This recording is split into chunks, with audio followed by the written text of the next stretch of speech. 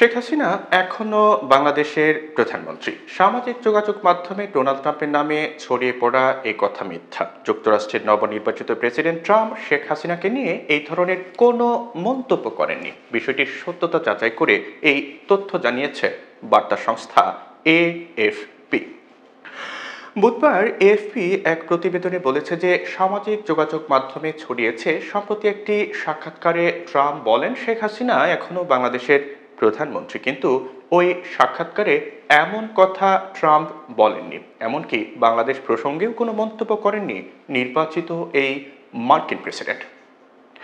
এএফপির প্রতিবেদনে বলা হয় যে একটি বিপ্লবের মধ্য দিয়ে বাংলাদেশের সাবেক স্বৈরশাসক শেখ হাসিনা সরকারকে উৎখাতের কয়েক মাস পর সামাজিক যোগাযোগ মাধ্যমের একাধিক পোস্টে মিথ্যা দাবি করা হয়েছে যে যুক্তরাষ্ট্রের নবনির্বাচিত প্রেসিডেন্ট ট্রাম্প এক পডকাস্ট সাক্ষাৎকারে বলেন যেহেতু শেখ হাসিনা পদত্যাগ করেননি তাই তিনি এখনো বাংলাদেশের প্রধানমন্ত্রী।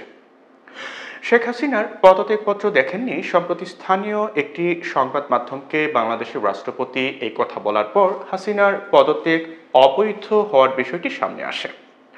জনপ্রিয় সামাজিক যোগাযোগ মাধ্যম ফেসবুকে 9 নভেম্বর বাংলা ভাষায় লেখা একটি পোস্টের কথা উল্লেখ করা হয়েছে এএফপির প্রতিবেদনে। পোস্টে লেখা হয়েছে, পিবিডিকে দেওয়া এক সাক্ষাৎকারে ডোনাল্ড ট্রাম্প বলেছেন শেখ হাসিনা এখনো বাংলাদেশের প্রধানমন্ত্রী বলে মনে করেন তিনি। বাংলাদেশ সরকারের অবৈধ দখলদারদের উদ্দেশ্যে ট্রাম্প বলেন, যারা বলছেন শেখ হাসিনা পালিয়ে গেছেন তারা আমাকে পদত্যাগপত্রটি দেখান।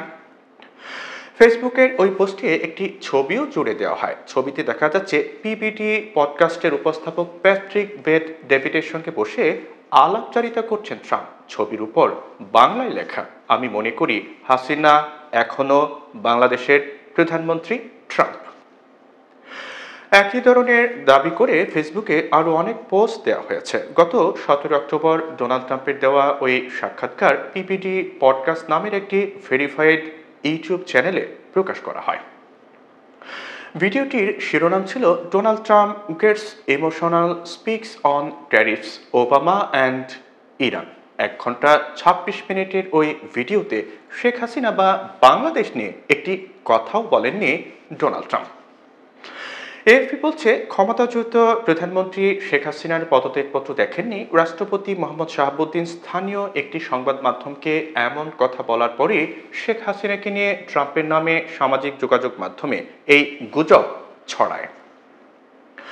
ছাত্র জনতার অভ্যুত্থানের মুখে শেখ হাসিনা গত 5 আগস্ট ভারতে পালিয়ে যান। সেদিনই রাষ্ট্রপতি মোহাম্মদ শাহাবুদ্দিন ও সেনাপ্রধান জেনারেল ওয়াকারুজ্জামান ঘোষণা দেন শেখ হাসিনা পদত্যাগ করেছেন।